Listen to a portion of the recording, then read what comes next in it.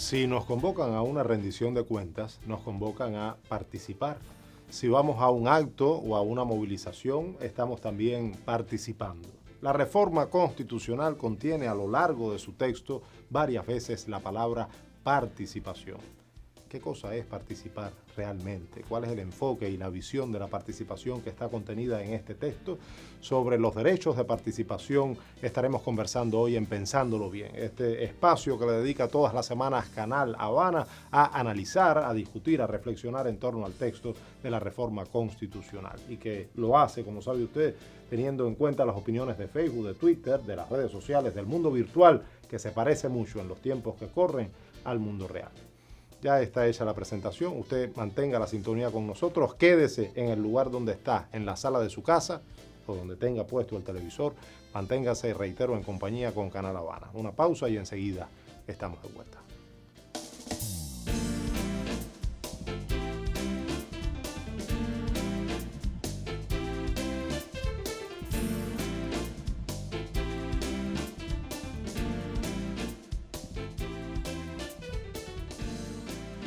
Ya recibimos a los invitados de esta emisión. La primera es una guerrera, una mujer que dirigió por 9 años el gobierno de Centro Habana y que en este momento es delegada del Poder Popular por el municipio de Plaza. Susana Sea, bienvenida, súper bienvenida, no, con beso y todo, claro, y abrazos. Y el segundo también es un guerrero del derecho en el ámbito jurídico, profesor de la Facultad de Derecho de la Universidad de La Habana, exactamente de Derecho Constitucional y Teoría del Derecho, Jan Guzmán. Bienvenidos. Nos podemos sentar ya, ahí hay café para que tomemos, para que nos relajemos y para que empecemos la discusión. Derechos de participación es el tema de hoy de Pensándolo Bien. Usted manténgase con nosotros, una pausa y enseguida estamos de vuelta.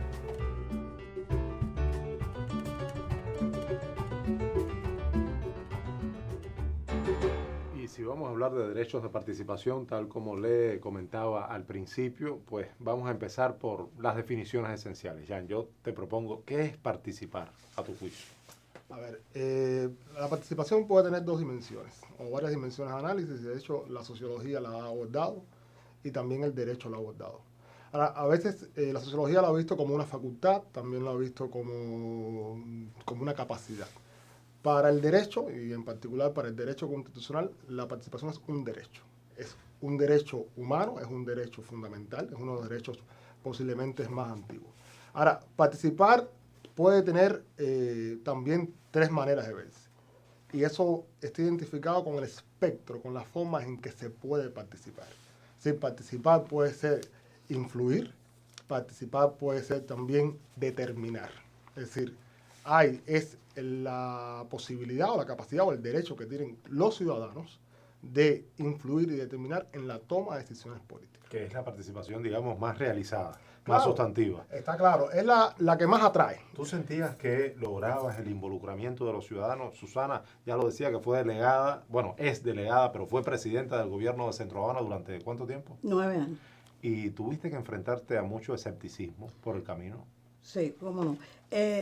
Precisamente lo que decía el profesor, yo siempre he resumido desde el mismo ejercicio de la práctica de dirección, le he resumido que si nosotros participar es un conjunto de elementos que muchos de los cuales lo ha dicho el profesor teóricamente, pero en la práctica, cuando nosotros implicamos a la gente se compromete con lo que estamos haciendo. Y la gente participa desde el diseño hasta la evaluación de ese asunto.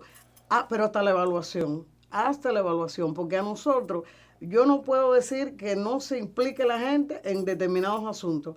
Y tampoco puedo decir que la gente no esté comprometida, por lo menos una parte de la población. Lo que pasa es que no se cierra el elemento tan importante, como decía el profesor, de la toma de decisión, que ya viene siendo la evaluación de lo que ellos, al inicio nosotros lo implicamos. De eso vamos a estar conversando también en el próximo segmento, pero yo quiero la visión de ustedes en torno al texto de la reforma constitucional. ¿Cuál es el enfoque de participación que a ti te parece que predomina? Ahora, a ver, yo creo que la reforma tiene 2 ganancias, o 3 ganancias principales. La primera es que logra sistematizar los derechos de participación, primero entre los derechos que antes se encontraban de manera dispersa en el texto. Es decir, hay un capítulo dedicado a los derechos de participación. Lo segundo es que se gana en la iniciativa de reforma constitucional. Era un derecho que existía de la Constitución de 1940, a la Ley Fundamental de 59, el texto de 76 la obvió y reaparece. Es un derecho fundamental. Y tal vez lo más importante es los derechos de participación que se perfilan en el municipio. Es decir, el municipio, Susana un poco también en el enfoque que daba, era un enfoque de la realidad del municipio que es diferente al enfoque de la participación a nivel nacional, pero el municipio es el espacio real de participación. ¿De qué derechos de participación estamos hablando, Susana? ¿Qué te parece más relevante dentro del texto? Por ejemplo, los deberes, en los mismos deberes y derechos de los delegados, está implícito en los derechos que tiene la población en su relación con el representante, que en este caso es el delegado. Está implícito el derecho de participación, pero además en todas las estructuras y de los órganos que conforman el sistema de poder popular, también queda evidenciado el derecho de participación de la población. Me estoy refiriendo a lo que ocurre en un Consejo Popular y lo que aquí en la Constitución se está refrendando. Estoy hablando del contenido del trabajo de las comisiones permanentes de trabajo, porque ahí no es solo los delegados, sino ahí constitucionalmente se habla que también forman parte de esa estructura la población. ¿Cómo la gente interviene concretamente? ¿La gente puede proponer temas, por ejemplo, a una asamblea municipal para que sea considerado en la agenda? Yo creo que ahora sí. Es decir, yo creo que incluso yo diría un poquito ampliando lo que apuntó Susana, ahora hay un grupo de nuevos derechos. Es decir, está el derecho, por ejemplo, a solicitar una consulta, ¿me entiende?, a las instancias municipales sobre asuntos de interés a nivel municipal o a nivel de local, puede ser también a nivel de Consejo Popular. También está el derecho, que también es novedoso en esta propuesta de reforma a la Constitución, que ante determinadas decisiones que se toman en el municipio que afecten intereses individuales o colectivos, bueno, solicitar a la asamblea, que revise, que retome la decisión política de cara a evaluar. ¿Quién lo solicita? ¿El ciudadano, el delegado, como representante? No lo recoge aquí la Constitución, pero debe ser, me imagino, que de manera directa, porque lo que hay que tratar de eliminar. No lo recogen los intermediarios. Ahí hay un punto fundamental, Susana, porque a mi entender la configuración que está proponiendo la reforma es justamente como la Asamblea Municipal garantiza, es la Asamblea Municipal quien abre ese espacio. Claro, en el tema de que si un grupo o un ciudadano ve lesionados sus intereses, ¿no? Puede, por supuesto, solicitar. Lo que pasa es que en los derechos de participación, y yo voy a hacer una división básica, hay derechos fuertes y derechos débiles. Cuando los derechos de participación dependen de las decisiones de las instancias de poder, se convierten a la postre en derechos débiles. Ahora, cuando el ciudadano puede no esperar o solicitar, sino exigir una consulta sobre un tema, entonces es un derecho. Ustedes insisten mucho, vamos a seguir hablando de derechos fuertes y derechos débiles.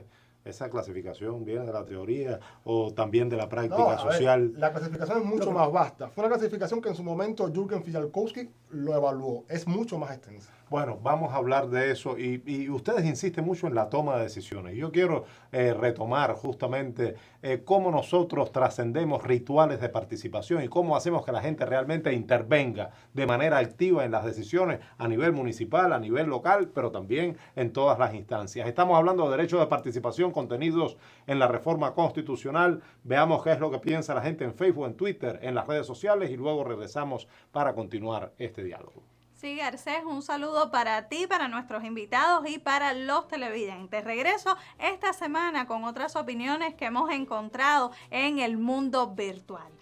Iniciamos con la pregunta que dejábamos en las redes sociales la semana anterior. Decíamos, ¿cree usted que este proyecto de constitución garantiza una mayor participación popular en las decisiones a diferentes niveles?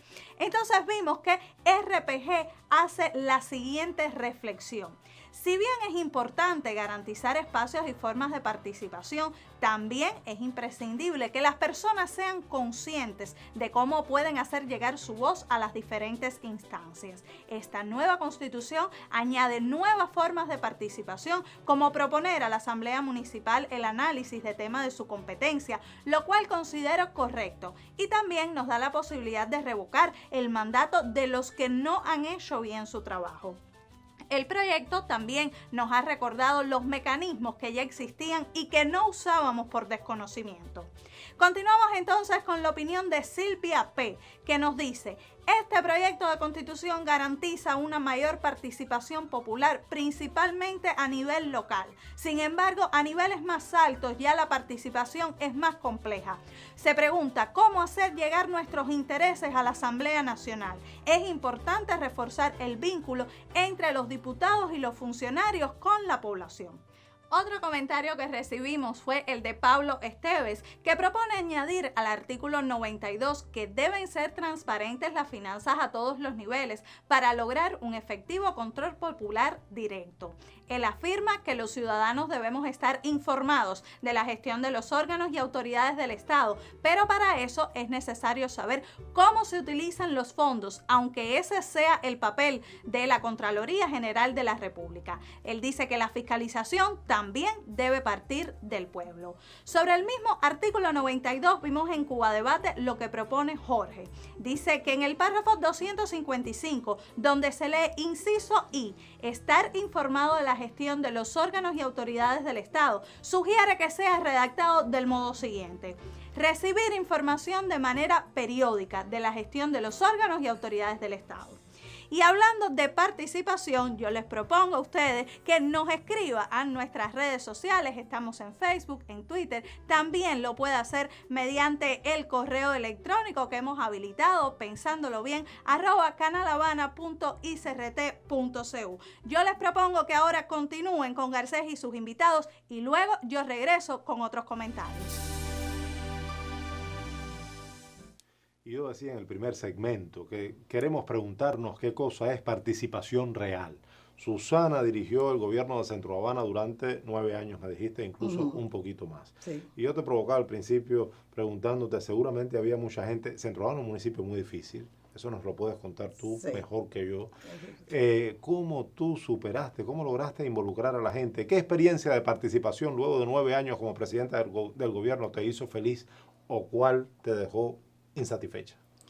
Bueno, realmente cuando la evaluación general en mi ejercicio de gobierno, en representación de los ciudadanos de esa demarcación, el balance es de insatisfacción, porque uno siempre piensa que no ha hecho todo, y lo piensa, y además en la práctica se demuestra lo que podía hacer en favor de que la gente realmente ocupe el derecho fundamental que tiene, que es la del ejercicio del poder. El gran problema está... Pero la gente votaba por ti una y otra vez. Sí, cómo no, porque indudablemente una cosa no niega el esfuerzo, la consagración, el acompañamiento ante todas las problemáticas que tiene la gente todos los días. Y eso realmente no puedo negar que da cierto reconocimiento en la población. Lo que pasa es que una noche yo me levanté y dije, ¿cómo es que yo tengo, firmo tantos documentos? ¿Cómo es que yo tomo tantas decisiones en un espacio o en el otro? Y sin embargo, el que tiene el poder, que es el pueblo, no se entera de eso, aún yo haciéndolo a favor de ellos.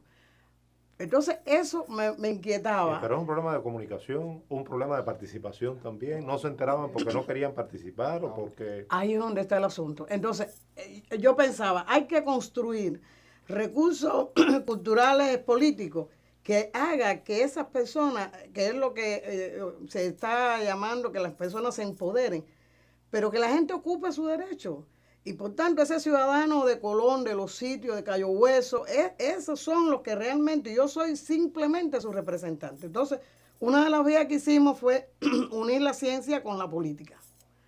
Entonces nosotros... En proyectos concretos. En proyectos concretos. En Colón, por ejemplo. En Colón, en los sitios. En Colón, ante la situación del delito, que era muy elevado y situaciones muy complicadas en el orden social, pues entonces nosotros nos dimos a la tarea de que había que pensar en hacer algo distinto. Porque es verdad que Colón tenía esas situaciones, pero también nos habíamos dado cuenta que cuando lo convocábamos para algo respondía a la población. Entonces creamos un proyecto con las universidades, un proyecto que se llamó el Proyecto Integral de Transformación de Colón. Y yo le puedo demostrar a ustedes cómo al cabo de un año ya esos indicadores habían bajado, no considerablemente, pero cuando se sostuvo el proyecto, tú dices de delito, los muchachos desvinculados, una cantidad de jóvenes desvinculados, madres con hijos solas, madres con muchachos con padres que estaban cumpliendo prisión, y a todo eso nosotros le construimos un espacio, un sistema. Pero ahí entonces la ventaja fue en que no había cosa que nosotros fuéramos a hacer en el proyecto que no lo determinara la población. Era entre ellos, nosotros, las entidades, entre todos los que conforman el sistema de poder popular. Los sábados hacíamos casi una superasamblea. ¿Iba la gente? Iba la gente, porque la gente fue el que escogió el sábado. La gente escogió el sábado porque dijo que podían participar más personas, que podían estar los trabajadores, porque se fue corriendo de tal manera que la gente se sentía importante. La gente al final nos decía, yo me siento muy importante. Yo me siento más importante que usted, presidente. Digo, claro, porque tú eres más importante que yo. Y entonces eso fue, hay que construirlo, eso se construía. Y los problemas de Colón desde el punto de vista material seguían siendo los mismos, el problema constructivo, etcétera. Pero la gente sentía que tenía un derecho de participación real. Nosotros estamos, la gente sintiéndose importante, como me gusta eso. Sí. Eso mucho tiene que ver con el control popular. La Constitución, la reforma constitucional de un lado a otro habla de control popular una y otra vez. Pero de la teoría a la práctica, ¿qué tú crees? ¿Cómo hacer viable que la institucionalidad cubana estimule el control popular en la práctica? Bueno, yo siempre parto y recalco la diferencia de la participación en el espacio municipal, que es vital e importante y que sirve para la construcción del ciudadano, es decir, del homo politicus, como en algún momento se concibe, de la participación a otros niveles de escala. En el municipio los mecanismos de control están previstos, rendición de cuentas, revocatoria de mandatos, son mecanismos que están y que en algún momento se convirtieron como identidades del proyecto político. Ahora, ¿qué pasa? Es la calidad de la rendición de cuentas, es la calidad, son los índices de participación, es realmente la estadística la que está diciendo que esos mecanismos hay que perfeccionarlos, hay que mejorarlos. Porque sin lugar a dudas en los mecanismos de control es donde el ciudadano se siente empoderado, donde se siente que está participando realmente. Es decir, los mecanismos de participación social son importantísimos porque logra involucrar a la ciudadanía en su propio quehacer, en su propio destino individual y grupal. A nivel ya nacional también hay otros mecanismos de control, ¿me entiendes? Es decir, la propia rendición de cuentas no es un mecanismo de control directo, pero que lo tiene en sí la Asamblea Municipal, que es la que tiene que lograr el vínculo directo con la ciudadanía. Tú como presidenta de la Asamblea Municipal de Centro Habana, ¿te sentías controlada?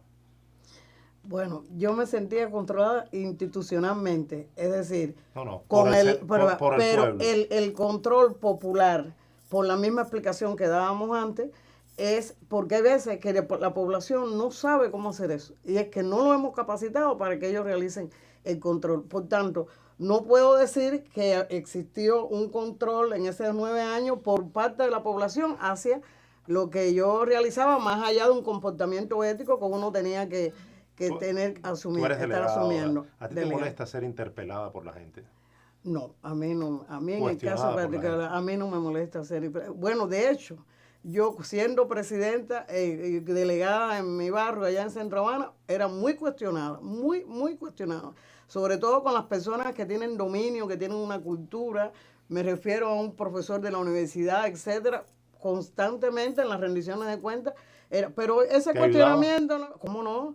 Porque eso fue lo que me llevaba a mí a repensar que lo que nosotros teníamos y tenemos que seguir buscando otros caminos, que no es suficiente lo que aparece refrendado en la Constitución. Yo te voy a decir, la cultura de las relaciones verticales, usted lo puede poner más bonito o no, porque ahora hay autonomía en las entidades, pero si existe la cultura, y ahí estoy incluyendo no solo al municipio, sino todo que incide en el municipio, una cultura de las relaciones verticales, no es posible realizarlo, porque para hacer transformaciones de este tipo y buscar que se cumplan y se realicen estos derechos, tenemos que tener una cultura de la horizontalidad. Ya.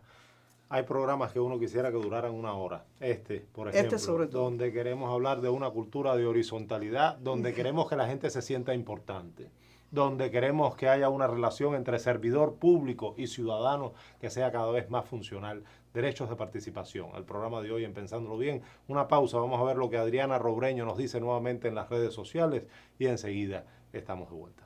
Sí, Garcés, regreso con otras opiniones que encontramos en la red de redes. Iniciamos con Antonio Bouza Pérez, que en el foro de la revista digital Cuba Ahora, como aquí lo vemos, propone modificar el párrafo 111, o sea, el artículo 27, donde dice que los trabajadores participan activa y conscientemente en la planificación de la economía nacional conforme a lo establecido. Porque sucede que en realidad los trabajadores no ven de qué manera se participa en la proyección del plan de la economía.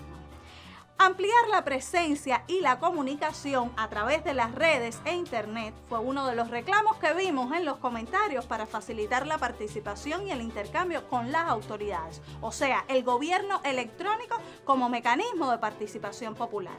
En ese sentido, en el sitio web del diario Granma, Roberto sugirió, cuando aún estaban los debates del proyecto constitucional, que la Asamblea Nacional del Poder Popular creara un sitio web donde los cubanos que residen en Cuba y de alguna manera tengan acceso a internet pudieran plantear dudas, sugerencias e iniciativas con respecto al proyecto, algo parecido a lo que se hizo con los cubanos que residen en el exterior. Pasamos a Cuba Debate, donde Gillian dice que es cierto que el proyecto de constitución garantiza derechos de participación, pero principalmente a nivel local.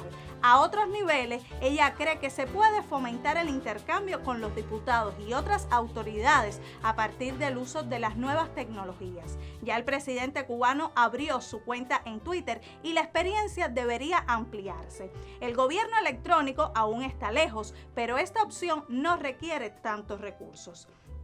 También en las redes sociales los internautas resaltan cómo el propio proceso de consulta popular es un ejemplo de participación. Ahí vemos cómo comparten los debates en sus barrios y centros de trabajo utilizando etiquetas en Twitter como Somos Cuba y Hacemos Cuba. Antes de despedirme, quisiera dejarles una pregunta sobre el tema que estaremos conversando la próxima semana relacionado con las leyes, tribunales, fiscalía, justicia de manera general. Y les tenemos entonces, como decía, el siguiente cuestionamiento. ¿Qué modificaciones usted le haría al artículo 48 que propone una serie de derechos que garantizan la seguridad jurídica de los ciudadanos? Nosotros esperamos sus opiniones acerca de este tema, del cual estaremos dialogando la próxima semana. Y ahora yo me despido y les sugiero que continúen con Garcés y sus invitados.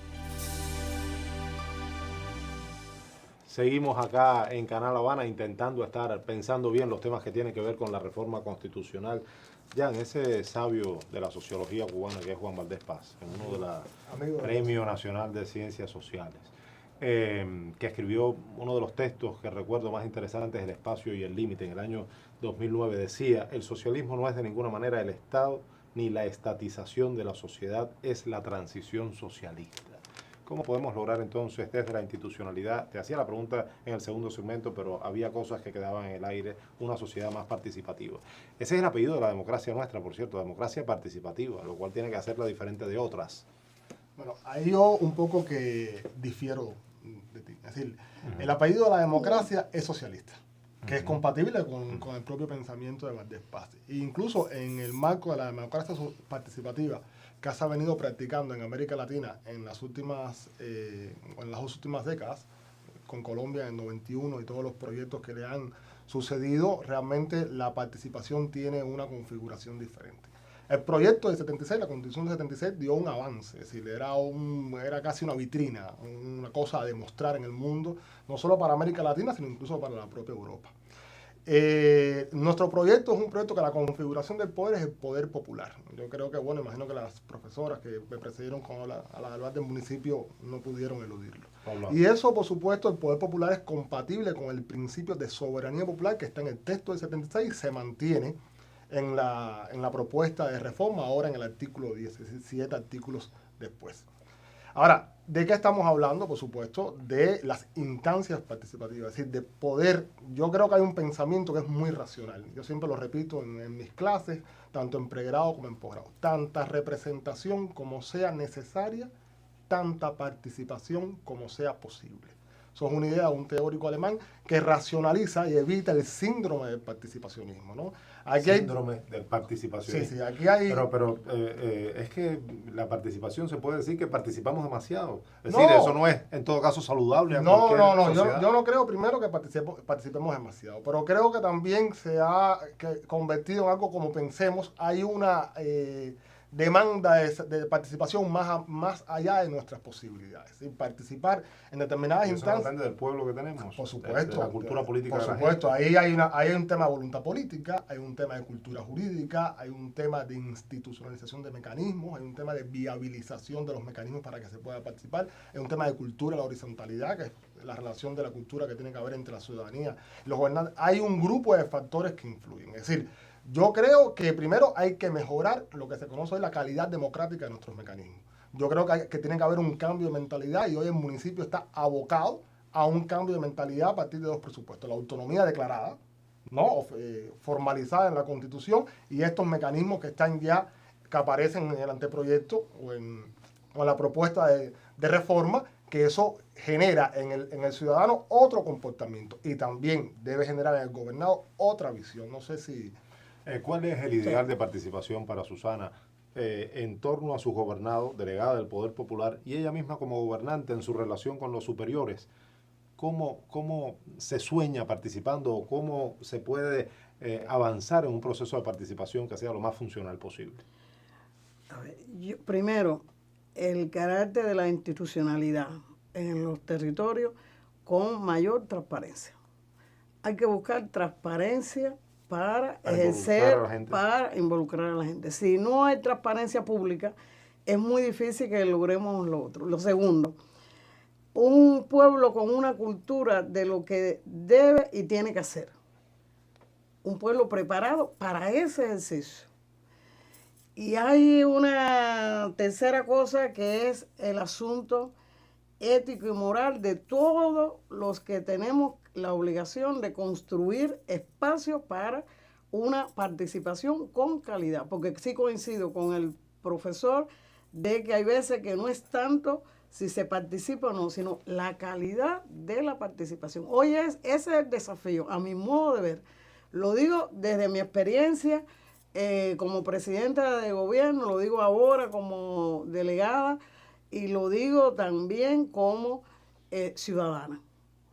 Es decir, esos tres asuntos nos da entonces una categoría cualitativamente superior que es el revolucionario que nosotros necesitamos para construir y para llevar a vía de hecho lo que se va a refrendar en la Constitución. ¿Qué implicaciones ustedes creen que tiene para el tema de la participación todo este proceso que ha estado aconteciendo en el país de discusión de la reforma constitucional? Yo creo que este proceso ha sido importante. Yo no me atrevo a decir, y se lo digo a mis colegas, nunca la Constitución ha estado tanto en manos del pueblo como con este proceso. En la historia constitucional cubana, tanto la que comenzó con la Constitución de 1901 como antes. Pero tú hablabas de intervención en la toma de decisiones. Claro. A ver, esto es un proceso de consulta popular. Es un proceso, una institución que está prevista en el diseño participativo cubano desde la reforma del 76. No es primera vez que se practica. Código de trabajo, código de familia, los lineamientos de la política, la propia Constitución del 76 fue la ley que estrenó este mecanismo de consulta. Y es un mecanismo para crear consensos, para generar determinados debates públicos alrededor de las ideas que está proponiendo el texto. Porque mecanismos como estos es, como yo digo, es para medir intensidades. Significa el nivel de argumentación que tiene que un tema, no preferencias, que es el voto frío que se hace en una urna. Nosotros tenemos experiencia de cómo construir procesos políticos para buscar mejor transparencia en el ejercicio público. Siempre termino el programa preguntándole o convocando a los entrevistados a pensar en 3 palabras que definen un país de acuerdo con este proyecto de reforma constitucional. ¿Tú qué se te ocurre, Jan? Las palabras en derecho casi siempre son compuestas. Primero, 3 frases. Exacto, empoderamiento ciudadano, soberanía popular y voluntad política. Muy bien. Susana. Empoderamiento ciudadano, cultura política y capacidad transformadora. Muy bien. Esa palabra transformación ha sido recurrente en los finales de este programa. Nosotros terminamos ya esta emisión de Pensándolo Bien, pero les aseguro que después que termine esta emisión y detrás de cámara, nos vamos a quedar conversando aquí en torno a los derechos de participación, que es sin duda uno de los temas más polémicos contenidos en la reforma constitucional.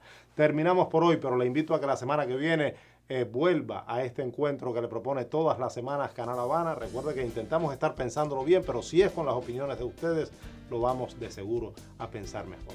Nos vemos la semana próxima. Hasta entonces, muchas gracias. Los espero.